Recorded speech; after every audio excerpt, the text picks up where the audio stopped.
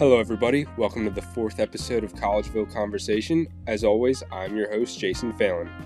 Now, throughout the past few weeks, we've had quite a good amount of sports news come our way, so let's get right into it.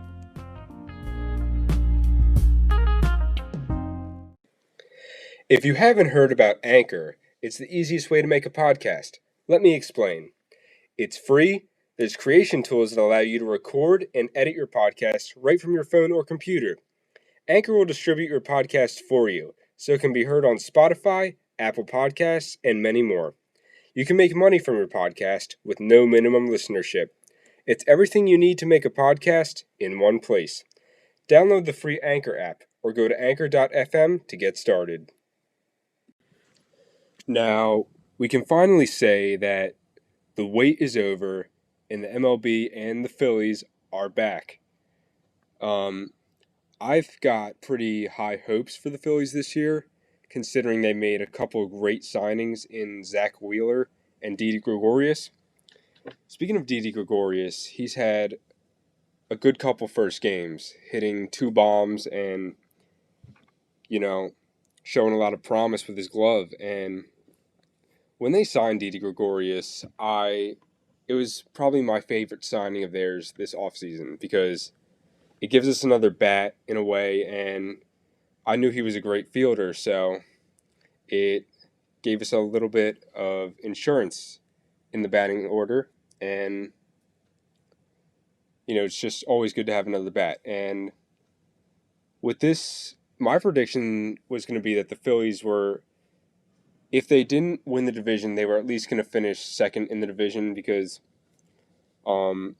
I just don't think that the Mets are better than them.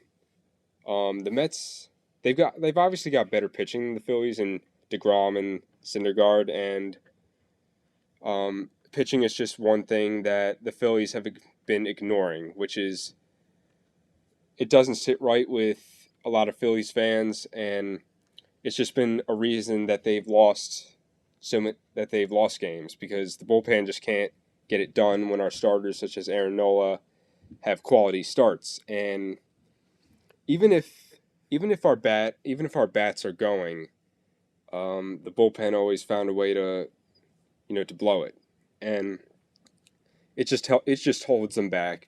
And it's just if they want to contend in the playoffs, then they've got to bolster the bullpen. Obviously, I know David Robertson is hurt right now, so is Sir Anthony Dominguez. But yeah, it would really be helpful to get those two guys back. And the Phillies, I'm actually watching the game right now as I'm doing this episode. They've got to get things going against the Marlins, because in a 60-game MLB season, you have to get going right away.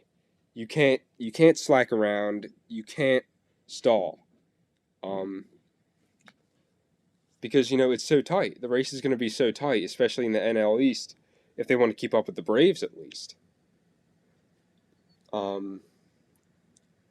But, yeah, I think they can get it together, but they have to do it quick, because if they can't win this series against the Marlins, which they are losing right now, 9-5 in the third game of the series, then I just hope that they can get it together, because the next 4 games they have the Yankees, which are arguably the best team in the league. That Garrett Cole signing is it patched up a need that they needed. They needed another starting pitcher to complement that amazing lineup that they have with Aaron Judge and Stanton. And I just think Phillies got to get going right away. But, however, the one positive thing about this right now is the emergence of Phil Gosselin all of a sudden. Phil Gosselin yesterday, 3 for 3, 2 home runs, first multi-homer game from a Philly since Brad Miller of last year. Phil Gosselin, he's a Malvern Prep product from Westchester. And, he's going to be I think he's going to be pretty. I think he's going to be pretty good for us. Just if he keeps up this kind of production, obviously. And I think Bryce Harper, he can. I feel he'll hit at least maybe 20 homers, at least 15 in this shortened season. And going back to the bullpen, not only is the bullpen a need, the Phillies really they need to re-sign JT Realmuto. I mean, you can't just let the best catcher in baseball walk, possibly, if they don't re-sign him. And I think that if they don't re-sign him, then a lot of people are going to be at Clintack's neck. And how about that monster home run that JT Realmuto had yesterday? It was just straightaway center field. You just love to see it. I just, along with many other fans, hope that they can come to an agreement and sign him to a huge contract extension, keep him on the Phillies for the foreseeable future. Because you can't, like I said, you can't just let the best catcher in baseball walk. You know, it'll do nothing but hurt the Phillies in the future. As for the starting rotation, you know, I think Nola will be fine. It's the first game of the season. He had a pretty quality start, I would think, until the fifth inning. But other than that, I thought he did pretty well. He struck out a handful of guys, and you know, it's the first game of the season. You got to give them a little bit of time to get going, but he's got to get going soon. Zach Wheeler, I thought he had a great start on yesterday. I mean, solid 7 innings, only allowed 1 earned run. He too struck out a handful of guys. Got a lot of double play balls too. You love to see that. If he keeps up this amount of success, great starts in the future, then you know it's going to be well worth the money that we spend for him. Jake Arrieta.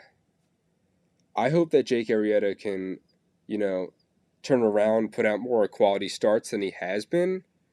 Obviously, we're not going to get 2015 Cy Young Award Jake Arrieta anymore because, you know, that was just 5 years ago, and he's starting to get up there and age a little bit. But, you know, I think he too will be fine. I hope he continue to put out quality starts.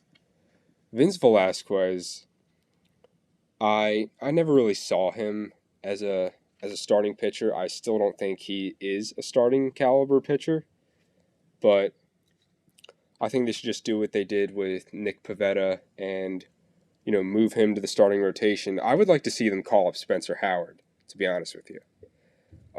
Spencer Howard, Bryce Harper has vouched for him. He's got some good stuff. He's shown that in the summer camps. Yeah, I hope he can be in the starting rotation as possibly as soon as this year. You know, and I think that if he lives up to the hype, he'll really help the Phillies. Zach Eflin, I hope he too can put out more quality starts. He's not really that consistent, but he can give you a quality start every now and then. But you know, I think the starting rotation can be better, of course, like every other Phillies fan thinks. But Spencer Howard, I would definitely love to see what he can do when he gets up here in the majors, along with Alec Boehm. Actually, I would love to see Alec Boehm up here in the majors too, very shortly, because he's been crushing it in the minor leagues, giving out 21 home run, 80 RBI seasons, along with batting around 300 to 290 range. But yeah, I would love to see those guys up here in the major leagues with the Phillies one day. I hope Andrew McCutchen can also rebound from his injury and continue to be good. I know he continue to be good, of course, but I just hope that he rebounds, has a good season in the 60 games, and really helps the Phillies. And of course, the bullpen just has to get better. But I think Hector Neris is a pretty good closer for us to have. But yeah, I'm really excited for the Phillies, and I'm excited to see what they can do for this season. Another thing that I wanted to talk about for a little bit was the fact that Patrick Mahomes got paid. Um, his contract extension is worth $477 million over the course of 10 years. It includes another $26 million in potential bonuses, which would make it $503 million in total. It's the richest contract in sports history, which surpasses Mike Trout's 12-year, $426 million contract. Patrick Mahomes is arguably the best quarterback in the NFL. He plays for the Kansas City Chiefs. I think he does deserve a deal like this, especially considering the numbers he's put up in the past few seasons and the fact that he's led the Chiefs to a Super Bowl victory last season. But with this, the Chiefs, they're investing a lot of their salary cap into him, and you got to keep in mind that it is good to have a quarterback that is as great as Patrick Mahomes is. He is a pretty game-changing quarterback with his mobility and his arm strength. And the fact that he can throw on the run pretty well, and not to mention he's had a few no-look passes in games over the last few years. And he does deserve a contract like this, but you have to keep in mind that football is a team sport, and you gotta invest some in your defense, invest in wide receivers, running backs, and even your linemen. Linemen are the one that push the pace of the game, actually, and it's pretty important to have very good linemen. And I think this does put some pressure, this kind of contract, for Patrick Mahomes to win a few more Super Bowls, which I think he will, of course. I think he will win at least maybe 2 more Super Bowls over the course of his career. Just depends on how the Chiefs keep building around him, because they're basically having him throughout his whole entire prime years. So I don't know. I just hope that they can continue to keep putting good teams around him, and the rewards will show if they continue to do that. The last thing that I wanted to talk about in this episode is based off of an article that I wrote on LinkedIn. The article is titled "How the COVID-19 Pandemic Emphasizes the Importance of Sports and Their Social and Economic Impact." No matter what season it is, whether it is fall, winter, spring, or summer, sports is always one constant thing that's on mostly everybody's minds. While we were in quarantine, we all missed the crack of the bat, the squeaking of basketball shoes on the hardwood, the swish of the ball going through the hoop, the roar of the crowd after their home team scores a much-needed and clutch touchdown. We all just missed normal life, quote-unquote, in general. But sports are a big part in our everyday lives and a big part of our world. The thing about sports that we love so much is that they bring out the competitive side in all of us. Whether you're the one playing the game or you're just cheering your team on, you feel that competitive spirit. You feel engaged as your team takes the field or court. You feel tense when it is a close game, whether it is a regular season game or even a deciding Game 7. You feel engaged, and you feel tense when the game is close. We missed the triumphs of victory and the agony of defeat. That's just another thing. We all missed how sports make us feel. We missed that energy. All of that at the moment did seem like a distant memory. It was gut-wrenching and heartbreaking when the NBA decided to suspend its season in March. However, it was the right thing to do. Many wondered when or if the league would ever resume the season. When it was a month after the NBA season was suspended, it felt like a year. With a lot still up in the air, the lack of sports left many fans feeling at a loss. We can't forget another fairly significant sporting event affected by the COVID-19 pandemic, the 2020 Summer Olympics in Tokyo, Japan. The 2020 Summer Olympics were postponed until next year in the summer of 2021. And you just got to feel for the Olympic athletes, as the grueling and rigorous training that an Olympic athlete goes through is second to none. Some athletes, such as Michael Phelps and Simone Biles, 2 of the most decorated Olympians of all time, they make sure to train for at least 10,000 hours total before the upcoming Olympic Games. With all this though, they still find time for eating, rest and recovery, and self-care. But many Olympians training for the now postponed 2020 Summer Olympics, they reacted fairly well to the news of the Games' postponement. They said it was the right choice and that they could use the time to improve and get more stronger. The unsung tragedy, though, comes for those athletes whose time is running out to attain Olympic glory. Training schedules are critically timed for athletes to peak at the right time. That right time was supposed to be those Olympics in 2020. The delay of another year could cost them their Olympic dream. But however, it has not just been professional athletes affected by the virus, but also college and high school athletes as well. With colleges and high schools all across the country canceling their spring sports seasons, as well as the NCAA canceling the March Madness NCAA men's basketball tournament, many student athletes have been robbed of moments and memories that they would remember for the rest of their lives. Freshmen, sophomore, and junior student athletes would lose a season of their sports careers, while senior student athletes would lose their final seasons. Either way, it's a season that they will never get back and loaded with memories that they were robbed of. The memories of a high school athlete through their sports seasons are some of the most fondest that they will look back on. Now going on to the economic impact that COVID-19 is having on the sports world as well. It's just as present as the social impact that I described. It has been described as a low blow, with United States sports losing up to 92,000 every single minute. The major sports leagues themselves are suffering economically as well. With each fanless game the MLB will play, the league will lose up to 640,000. The economic impact of the postponement of the 2020 Summer Olympics is also very substantial. Had the Olympics taken place this year, the games were projected to bring in $186 billion for the Tokyo economy and $296 billion for the Japanese economy.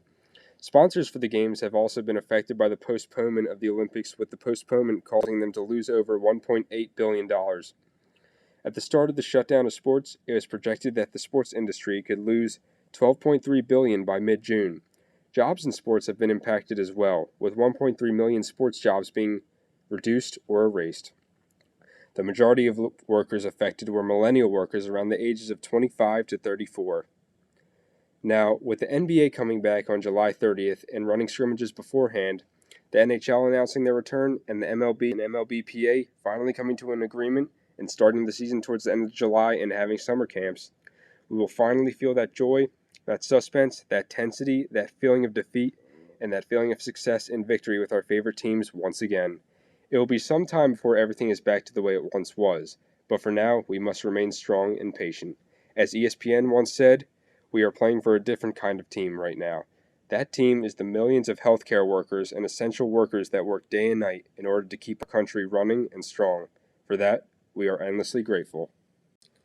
That's all for this episode of Collegeville Conversation. As always, I'm your host, Jason Phelan. Be sure to tune in every Sunday for new episodes, and have a great week.